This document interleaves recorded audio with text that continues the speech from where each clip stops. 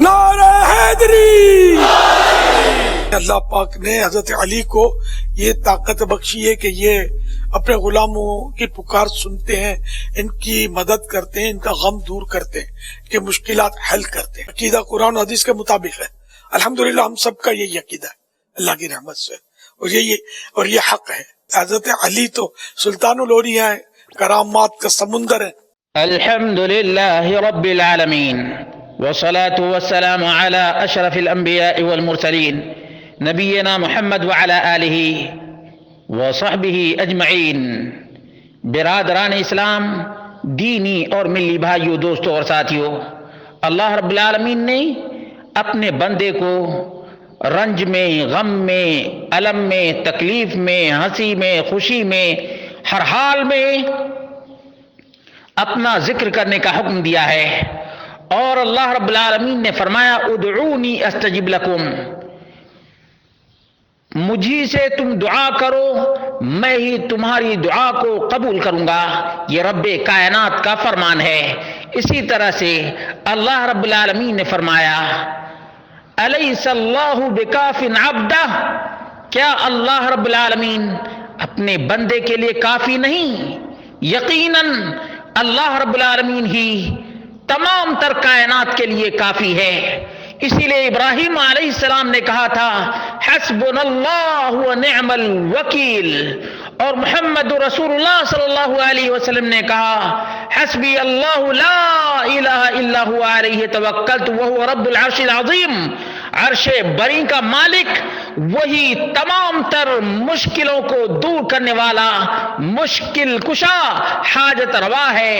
امن یجیب المضطر اذا دعاہ ویکشف السوء ویجعلکم خلفاء الارض، یہ رب کائنات ہی کی ذات ہے جو سب کی دعاؤں کو، التجاؤں کو، فریادوں کو سنتی ہے، سب کی مشکلوں کو، حاجتوں کو اور تمام تر تکالیف کو دور کرتی ہے۔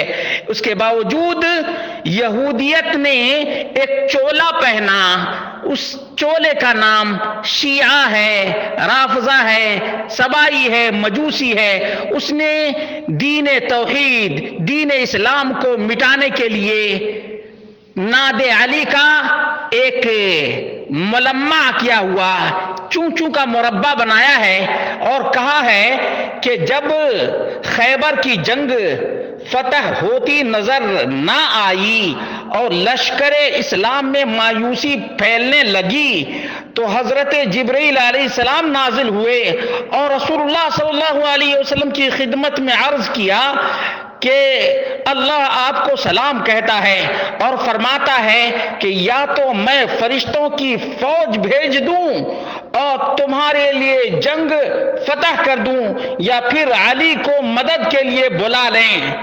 حضرت ختمی المرتبت چونکہ سلطان النصیرہ کو پہچانتے تھے، اس لیے انہوں نے بلا توقف کہا میں علی کو اختیار کرتا ہوں۔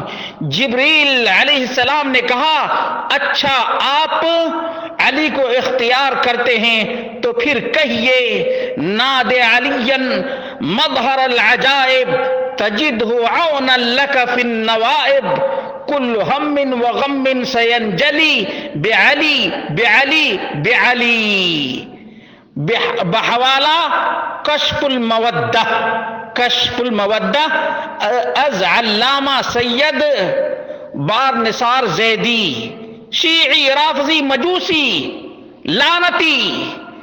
دیکھا آپ نے یہ جتنے ناد علی مظہر العجائب کہنے والے ہیں یہ تمام کے تمام نجس، پلید اور ناپاک ہیں۔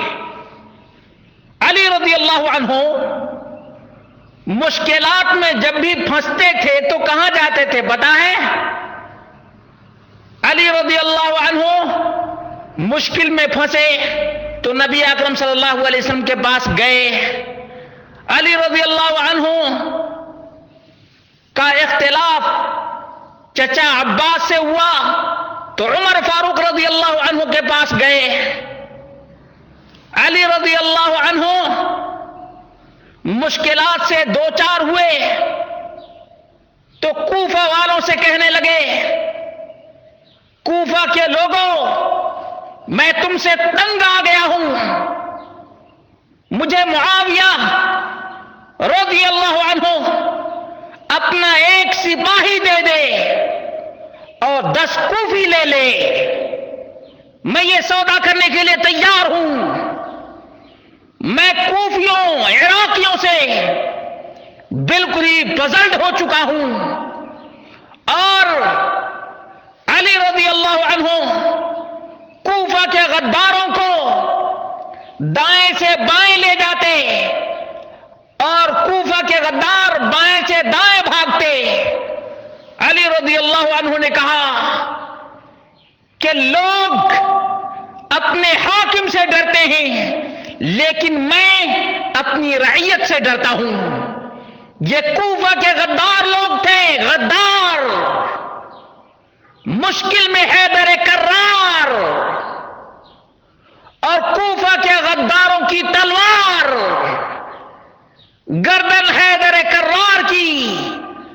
کوفہ کی مسجد کے سامنے علی مرتضی حیدر کرار رضی اللہ عنہ کی گردن شیعہ، رافضی، سبائی، مجوسی، خارجی، ناصبی نے، عراقی نے تن سے جدا کر دیا۔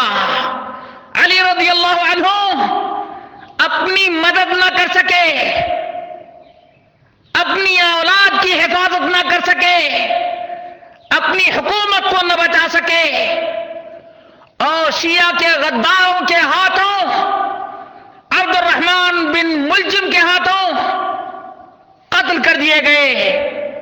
رافضیوں، تم اس قسم کے جملے کریٹ کرتے رہو گے لیکن توحید کے علمبردار تمہیں ناکوں چنا چبواتے رہیں گے، اس لیے کہ رب کا قرآن محفوظ ہے اور قرآن کا بیان حدیث مصطفیٰ محفوظ ہے۔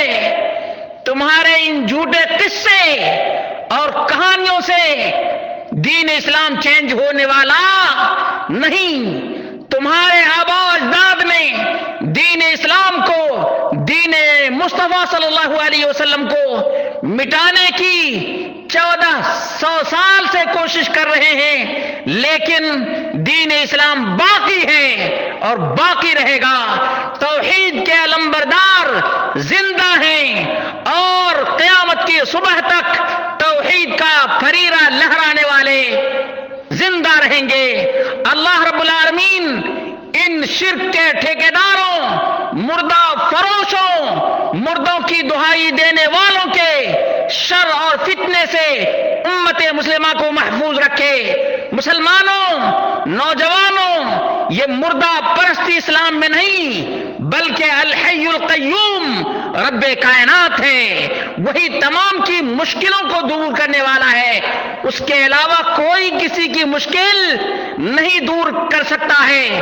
جو مقبور ہو جائے، جو مدفون ہو جائے، جو مقتول ہو جائے، جو تلوار کے نیچے کٹ کر 2 ٹکڑے ہو جائے، وہ کبھی بھی مشکل کشا، حاجت روا نہیں ہو سکتا ہے، اور نہ ہی ایسے مقتول کو، ایسے مقبور کو اور ایسے مدفون کو کوئی اللہ والا، کوئی محمد مصطفیٰ صلی اللہ علیہ وسلم کا وفادار ہرگز نہیں پکارے گا۔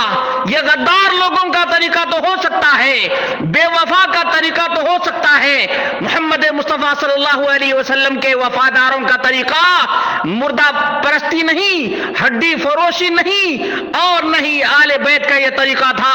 ہاتھو برہانکم ان کنتم صادقین۔ مردود رافضیوں، تم ایک حوالہ پیش کرو، علی رضی اللہ عنہ کے خطبات موجود ہیں، دیکھو جب بھی انہوں نے دعوت دی تو یہی کہا اللہ واحد کو پکارو، اس کا کوئی شریک نہیں، وہ لا شریک ہے، وہی حاجت روا ہے، وہی مشکل کشا ہے، وہی مشکلوں کو دور کرنے والا ہے، وہی مصائب و آلام کو دور کرنے والا ہے۔ رب کائنات کے در سے نہ دور ہونا بلکہ اللہ رب العالمین کے در کو تھامے رکھنا، توحید کو لازم پکڑو، توحید ہی پیغام ہے، توحید ہی پیغام ہے۔